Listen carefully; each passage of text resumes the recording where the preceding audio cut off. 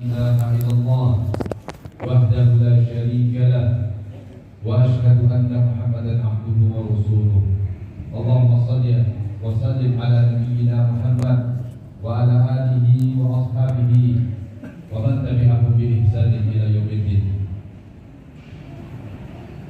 Hadirin usikum wa iyaya bittaqwallah. Qala Allah Ta'ala fil Qur'anil Karim, a'udzu billahi minasyaitonir rajim. Ya ayyuhalladzina amanu taqullaha haqqa tuqatih wa la tamutunna illa wa antum muslimun.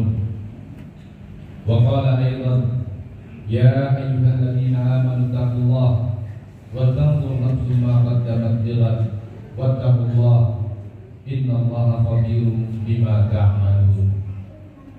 Wa qala aidan, afara'aytumul lata wal uzza wa manata thalithata al-ukhra. Wa ba'd, fa inna asdaqal hadithi kitabullah wa khairal hadi hadi Muhammad sallallahu alaihi wasallam wa syarrul umuri muhdatsatuha wa kullu muhdatsatin bid'ah wa kullu bid'atin dhalalah wa kullu dhalalatin fi nar. Hadirin jamaah salat Jumat yang dimuliakan Allah, pertama-tama mari kita bersyukur kepada Allah Subhanahu wa taala. Alhamdulillah, dengan limpahan nikmat dan rahmat dari Allah Subhanahu wa taala, kita siang hari ini dapat berkumpul di sini menunaikan salat Jumat berjamaah. Dan ini adalah nikmat yang luar biasa. Bisa taqarrub, mendekatkan diri kepada Allah. Tidak semua makhluk atau bil khusus manusia yang diciptakan oleh Allah Subhanahu wa taala diberikan taufik, diberikan petunjuk sehingga bisa menjadi hamba Allah. Maka begitu kita bisa menyadari kalau kita sejatinya adalah hamba Allah dan di dunia ini sedang menjalani lakon sebagai hamba Allah, maka ini adalah nikmat yang luar biasa. Karena di luar sana masih ada yang tertawan menjadi hamba-hamba selain hamba Allah. Salawat dan salam semoga tercurahkan kepada baginda Muhammad sallallahu alaihi wasallam. Beliau hadir dimuliakan Allah telah mendakwahkan agama ini sehingga agama ini sampai ke generasi kita. Itu semua karena dakwah dan pengorbanan Rasulullah dan generasi pertama. Hadirin yang dimuliakan Allah,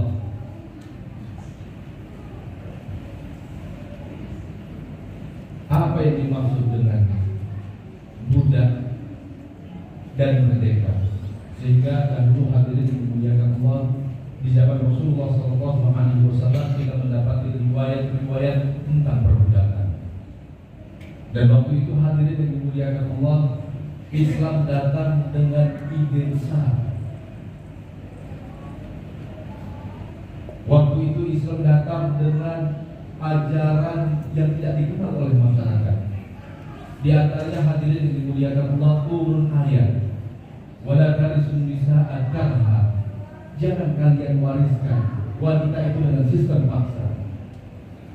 Karena waktu itu hadirin yang dimuliakan Allah, ada aturan tidak tertulis tapi menjadi keyakinan masyarakat, sehingga masyarakat Arab tidak berani keluar dari keyakinan itu bahwa wanita yang sudah dinikahi oleh seorang laki-laki, begitu laki-lakinya wafat, sistem di masyarakat itu mengatakan wanita tersebut akan diwariskan kepada ahli waris. Makanya salah satu ayat yang menentang praktek perbudakan itu adalah ayat ini dalam surah An-Nisa ayat 19. Wala tarisun nisa'a karha. Jangan kalian wariskan wanita itu karha, dengan sistem paksa. Perbudakan di zaman itu seperti itu hadirin. Walhamdulillah kita tidak mendapatkan perbudakan seperti itu di zaman kita. Tapi bukan berarti hadirin yang dimuliakan Allah, tanda kutip kita terbebas dari perbudakan sesungguhnya. Karena hadirin yang dimuliakan Allah, perbudakan sesungguhnya adalah ketika itu di zaman Nabi SAW ada aturan tidak tertulis yang mengekang, mengikat masyarakat Arab kalau mereka harus melakukan ini dan itu. Sehingga ketika itu hadirin yang dimuliakan Allah, ketika ada orang tidak seperti arus publik, dia dimusuhi. Bukankah itu yang dikatakan oleh Abu Thalib ketika menjelang wafat, kalau bukan karena dia khawatir menabrak opini publik, la ukiru ainaka, maka saya akan membuatmu senang ya Muhammad dengan menyatakan la ilaha illallah. Di balik berhala yang kita lihat secara fisik, ada pada saat itu berhala-berhala yang tidak tampak secara fisik, yaitu berhala-berhala dalam bentuk sistem masyarakat, sekalipun tidak dituliskan, tapi itulah yang mengikat orang Quraisy dan orang-orang Arab. Harus seperti itu. Kalau sekarang hadirin yang dimuliakan Allah, generasi kita diuji dengan bahasa-bahasa validitas, butuh validitas dari orang lain. Generasi kita sekarang diuji di antaranya misalnya algoritma. Dulu kalau ngomong tidak seperti algoritma pada umumnya tidak dianggap. Generasi kita hari ini hadirin diuji takut di-reject. Dia takut di-reject dari pergaulan, takut di-reject dari circle, takut di-reject dari grup, sehingga tidak berani keluar dari arus utama, tidak berani keluar dari algoritma, tidak berani keluar dari opini publik, tidak berani keluar dari tren dan viralitas, tidak berani keluar dari budaya tertentu karena khawatir FOMO, takut tidak ikut arus utama, takut tidak ikut opini publik. Padahal dahulu hadirin yang dimuliakan Allah, Rasulullah SAW justru menentang opini publik. Waktu itu hadirin yang dimuliakan Allah, masyarakat Arab pada umumnya menjadikan Lata, Uzza dan Manat itu sebagai sembahan tandingan Allah Subhanahu wa Ta'ala. Makanya ayat yang berbunyi afara'aitumul Lata wal Uzza, apakah kalian tidak melihat berhala namanya Lata? Apa kalian tidak melihat, tidak memperhatikan berhala namanya Uzza? Apa kalian tidak melihat berhala namanya Manat? Yang ketiga, apa pantas bagi kalian bahwa berhala-berhala itu kalian sebut sebagai anak Allah yang jantan atau zakar, anak Allah yang laki-laki, sementara malaikat-malaikat itu adalah unsa, anak-anak perempuannya Allah. Kalaulah pada saat itu hadirin yang dimuliakan Allah, Rasulullah SAW takut dengan algoritma publik, takut dengan opini publik, takut dengan apa yang ada di masyarakat, maka kemungkinan besar agama ini tidak akan sampai ke kita. Tetapi waktu itu hadirin yang dimuliakan Allah, Rasulullah SAW justru mendakwahkan manusia kepada jalan yang benar, mendakwahkan tauhid, mendakwahkan bagaimana sistem masyarakat yang benar. Waktu itu hadirin misalnya yang populer di masyarakat itu riba. Makanya begitu turun ayat riba, hadis-hadis tentang riba, orang-orang mengatakan innamal bai'u mithlu riba. Sejatinya jual beli itu sama aja seperti riba. Tapi oleh Rasulullah SAW ditentang ini, algoritma masyarakat ini, ditentang opini publik ini tidak sama. Al-dhahabu bil-dhahabi, wal-fiddatu bil-fiddati, as-sa'iru bis-sa'iri, al-burru bil-burri, al-milhu bil-milhi. Yad matalan bimatalin, yadan biyadin. Rasulullah mengatakan kalau kalian transaksi, kalau kalian jual beli dengan sistem barter, maka emas dengan emas harus semisal dalam kuantiti dan cash kontan on the spot pada saat itu. Kalau kalian mau tukar makanan dengan makanan, konteksnya pada saat itu adalah gandum, baik gandumnya sudah dikupas kulitnya atau gandumnya belum dikupas kulitnya, atau kalau konteks kita hari ini beras dan padi. Kalau mau ditukar, maka makanan bimakalin, yadan biyadin. Harus semisal dalam kuantiti, dalam berat dan takaran, dan harus cash on the spot. Pada saat itu hadirin yang dimuliakan Allah, apa yang disampaikan Rasulullah SAW ini menentang tren dan viralitas yang ada di masyarakat. Karena bagi masyarakat yang begitu itu biasa misalnya beras A, kalau konteksnya kita hari ini ditukar dengan beras B, maka beras B-nya karena kualitasnya di bawah mesti semacam tukar tambah. Biasa saat itu. Tapi Rasulullah kan tidak, dan itu menghantam cara berpikir masyarakat. Bahwa kalau beras premium ditukar dengan beras medium, harusnya beras mediumnya jumlahnya, takarannya, beratnya harus lebih banyak. Tapi kata Rasulullah, enggak, itu riba. Enggak, itu riba. Dan enggak boleh dilakukan kecuali tunai pada saat itu juga, on the spot. Nah, Rasulullah SAW pada saat itu hadirin dimuliakan Allah menentang opini publik.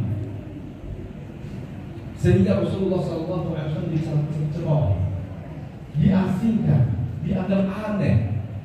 Tapi Rasulullah SAW tidak merasa terpenjara dengan omongan orang. Dan Rasulullah tidak pernah berpikir bahwa harus ada orang yang mengikuti Rasulullah, dalam arti kalau bahasa sekarang harus ada followernya, enggak. Bahkan ketika ada seorang sahabat bertanya kepada Rasulullah tentang masalah follower ini, Rasulullah SAW justru cerita. Dulu ada Nabi, laisa ma'ahu syai'un. Ada Nabi dulu tidak ada seorang pun yang mengikutinya. Dulu ada Nabi yang mengikutinya hanya satu orang. Dulu ada Nabi yang mengikutinya 2 orang. Rasulullah SAW ingin menekankan kepada para sahabat bahwa kebenaran itu tidak diukur dengan banyaknya pembela, pengikut, follower, subscriber. Enggak. Selama kita berpegang kepada kebenaran dan itu memang benar, Rasulullah mengajarkan kulil haqqa walau kana murra. Katakan yang benar itu benar sekalipun kita mesti di-reject dari circle kita. Katakan yang benar itu adalah benar sekalipun nanti kemudian kita dikatakan apa yang dalam omongan ini tidak sesuai dengan opini publik. Selama itu benar, hadirin yang dimuliakan Allah, maka yang benar itu ahaq wa yutaba, lebih berhak itu diikuti. Maka dalam khutbah terbatas ini hadirin yang dimuliakan Allah, terkhusus bagi ayah dan bagi anak-anak muda. Para ayah, saya ingin kasih tahu bahwa berhala hari ini di anak-anak kita wujudnya bukan Lata dan Uzza. Berhala pada hari ini yang memeluk anak-anak kita itu bukan lagi Manat. Bukan seperti di zaman Rasulullah ada orang yang menyembah matahari dan mereka menjadikan matahari itu sebagai berhala. Bukan. Tapi berhala pada hari ini hadirin yang dimuliakan Allah sudah berubah menjadi aturan sosial. Hari ini anak-anak kita tanda kutip terpenjara dengan kata-kata yang namanya FOMO. Hari ini anak-anak kita terpenjara dengan perbudak diri dengan algoritma, sehingga selalu harus berbicara sesuai dengan algoritma. Bahkan gara-gara pembicaraan A tidak relevan dengan algoritma, maka dia tidak terima itu. Dia hanya mau dengar apa yang merupakan menjadi algoritma pembicaraan di media sosial atau di ruang sosmed dan ruang publik. Begitu kita datangkan sesuatu yang datang dari Allah, Rasulnya, Al-Quran dan Sunnah, itu tidak sesuai dengan ruang publik, boleh jadi dia tidak akan terima itu. Sekalipun apa yang kita sampaikan itu adalah sebuah kebenaran. Hari ini anak kita itu terikat dalam pergaulannya, terbelenggu dengan perbudakan baru yang namanya takut di-reject, takut tidak ditemani, takut dikeluarkan dari grup, takut dikeluarkan dari circle-nya, sehingga dia ikuti circle-nya sekalipun circle-nya itu aneh, seperti fenomena kemarin. Anak-anak pesta miras, kemudian circle-nya bilang, gua kasih challenge ya, siapa yang hafal surah Ad-Duha, ayo. Anehnya anak-anak, sebetulnya tanda kutip sebagian anak-anak melihat itu tidak sesuai dengan moralitas.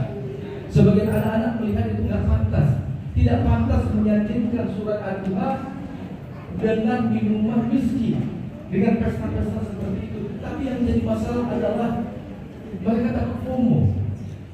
Mereka takut kalau mereka tidak ikut tren. Mereka takut nanti mereka akan di-reject. Mereka takut mereka tidak seperti keumuman orang-orang. Akhirnya memberanikan diri, oke, gua bisa baca surah Al-Duha, bukan hanya surah Al-Duha, karena saya berasal dari SDIT yang mahal, Al-Bayyinah pun saya hafal. Gak usah kan Al-Bayyinah, Al-Mujadalah pun saya hafal. Akhirnya itu latah ini yang dimuliakan Allah. Ini maksud saya, bahwa ada berhala baru yang sedang kita hadapi. Jangan sampai bapak-bapak hidup di tahun 80-an, 90-an, 2000 awal nggak ngerti dan nggak relate dengan apa yang dihadapi anak-anak kita. Begitu ada kejadian kita kemudian gamang, bingung kok bisa terjadi kejadian seperti itu. Maka hadirin yang dimuliakan Allah, dalam kesempatan terbatas ini saya berwasiat kepada diri pribadi dan hadirin sekalian.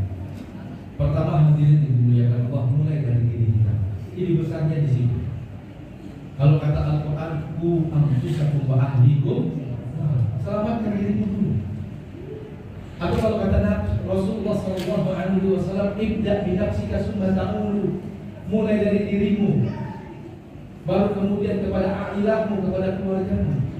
Mulai dari dirimu dulu.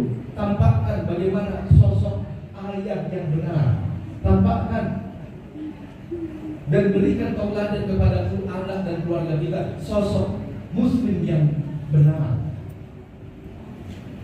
Baru kemudian kita turunkan kepada keluarga. Baru kemudian kita turunkan kepada jamaah. Hadirin, dulu Rasulullah SAW pernah mengatakan, alaikum bil jamaah. Kalian harus berjamaah. Fa inna ma ya'kulu ad-dhibbu minasyaitani al-qasiyah. Minal banami al-qasiyah. Karena kata Rasulullah SAW, sesungguhnya serigala itu akan memangsa kambing yang mendidih. Konteks hadis ini hadirin yang dimuliakan Allah sebenarnya sederhana.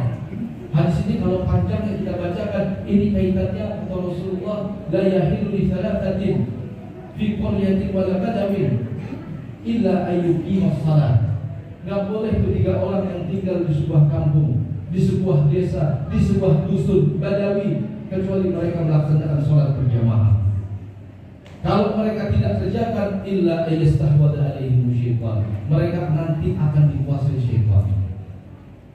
Alaikum bil jamaah, maka kalian harus berjamaah kata Rasulullah.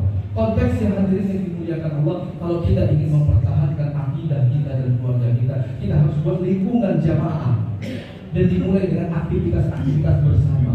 Sholat bersama. Jangan dikira masjid ini hanya ruang untuk sholat, habis itu begitu saja. Enggak. Masjid kita ini, Masjid An-Nur ini adalah ruang untuk mempertahankan akidah kita dan akidah keluarga. Dimulai dengan sesuatu yang sederhana, sholat berjamaah, saling menguatkan. Kalau Al-Quran mengatakan wa tawassaw bil haqqi wa tawassaw bis sabr, saling menguatkan agar bisa istiqomah di atas takwa. Kalau diri sudah berhasil selamat daripada fitnah, kalau keluarga sudah berhasil selamat dari fitnah, maka lingkungan terdekat kita, dan dalam hal ini masjid misalnya. Setelah dari masjid, aktivitas muamalah kita, pasar kita. Ketahuilah hadirin, dulu Rasulullah SAW selalu mengkaitkan aktivitas sholat berjamaah dengan pasar. Makanya pasar Rasulullah itu nggak jauh dari masjid, nggak jauh dari Masjid Nabawi, di daerah yang kita kenal sekarang dengan Maroko atau Masjid Gomama. Dan Rasulullah SAW memberikan pengertian kepada para sahabat, kalau sudah terdengar azan, sholat di masjid itu lebih baik daripada sholat di rumah, daripada sholat di pasar. Sehingga para sahabat berbondong-bondong sholat berjamaah, dicas dan diingatkan kepada Allah Subhanahu wa Ta'ala. Karena terakhir hadirin, orang yang kesetanan itu bukan kemudian dia punya tarik di giginya bukan. Orang yang kesetanan itu kata Allah, istahwada alaihim syaitan fa ansahum dzikrullah. Orang yang kesetanan itu adalah orang yang dikuasai syaitan secara non-fisik, lalu kemudian dia lupa akan Allah Subhanahu wa Ta'ala. Makanya dulu kaum muslimin dicas sehari 5 kali untuk tetap ingat kepada Allah Subhanahu wa Ta'ala. Hari ini hadirin, kalau anak kita mau selamat akidahnya mau merdeka semerdeka-dekanya, tidak dibelenggu dengan sistem perbudakan tanda kutip modern, maka kita dulu selamatkan keluarga kita, selamatkan, baru kemudian bangun imunitas secara jamaah. Jadikan masjid kita ini sebagai klinik untuk menyelamatkan akidah dan iman. Mari kita rame-rame menyemarakkan masjid ini dengan sholat berjamaah, kajian dihidupkan, bahkan kalau ada problem kita selesaikan problem itu bersama-sama. Hatta sekalipun problem itu adalah problem keuangan, karena dahulu hadirin diriwayatkan ada orang lapar datang ke Rasulullah dan Rasulullah di masjid. Lalu kemudian Rasulullah mengatakan, "Man yudiku hadza rajul hadhihi lailah rahimahullah." Siapa yang bisa menyelesaikan masalah laki-laki ini? Malam ini saja kasih dia makan, agungkan dia, buat dia bahagia, Allah akan merahmati, Allah akan menyayangi, Allah akan mencintai kalian. Maka berebut para sahabat ketika itu. Artinya apa? Rasulullah berhasil membangun jamaah yang solid sampai masalah ekonomi dan problem lainnya bisa diselesaikan secara jamaah. Kalau itu sudah berhasil, insya Allah hari ini kita bertetangga di dunia, nanti kita bertetangga di akhirat. Barakallahu fi wa lakum fil Qur'anil Karim. Wa nafa'ani wa iyyakum min al-ayati wa dzikril hakim. Fastaghfiruhu innahu huwal ghafurur rahim.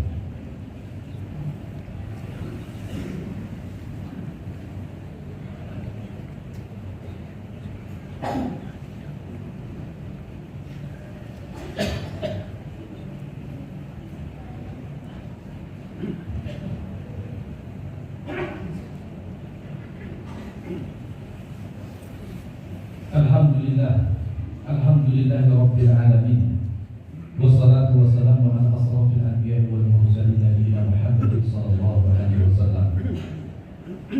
Allahumma salli ala Muhammad wa ala Muhammad kama sallaita ala Ibrahim wa ala Ibrahim innaka Hamidum Majid. Wa barik ala Muhammad wa ala Muhammad kama barakta ala Ibrahim wa ala Ibrahim innaka Hamidum Majid. Ayyuhal hadirun, usikum wa iyaya biqadallah. Hadirin jamaah Jumat yang dimuliakan Allah, dalam khutbah kedua ini khatib sekali lagi berwasiat kepada diri dan hadirin sekalian agar bertakwa kepada Allah. Saya ingatkan, kalau kemarin ada fenomena di mana anak-anak pesta miras dengan setoran surah Ad-Duha yang bisa hafalan setoran surah Al-Duha dapat miskin. Ini sebenarnya adalah satu dari sekian banyak fenomena yang perlu kita waspadai. Kebetulan Al-Fakir adalah pengurus di Majelis Ulama Pusat. Kalau hadirin tahu problem umat kita ini banyak yang luar biasa. Salah satunya yang paling menyenangkan adalah tingginya angka HIV, dan itu dikip oleh pemerintah. Sehingga kita tidak tahu sebenarnya para pengidap HIV di sekitar kita siapa saja, sehingga kita menganggapnya normal. Dan kita tidak tahu. Kita tidak tahu siapa yang biseksualitas di sekitar kita. Sehingga ketika kita olahraga bareng, main padel bareng, main futsal bareng, main bola bareng, dia minum dari suatu gelas, kita minum dengan gelas yang sama.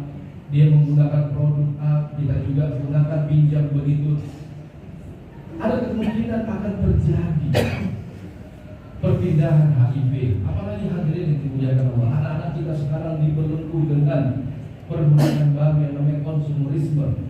Walaupun tidak seluruh anak-anak kita, tetapi ada kasus dari penelitian tertentu anak-anak akhirnya di usia 13 tahun sudah bisa menjajakan dirinya tanpa ada germo, pakai aplikasi tertentu atau media sosial tertentu. Itulah kenapa tiba-tiba hari ini ada anak-anak dengan kemampuan ekonomi terbatas bisa duduk di kafe, bisa punya gadget dengan harga mahal, produk terbaru, bisa bayarin teman-temannya udah minum.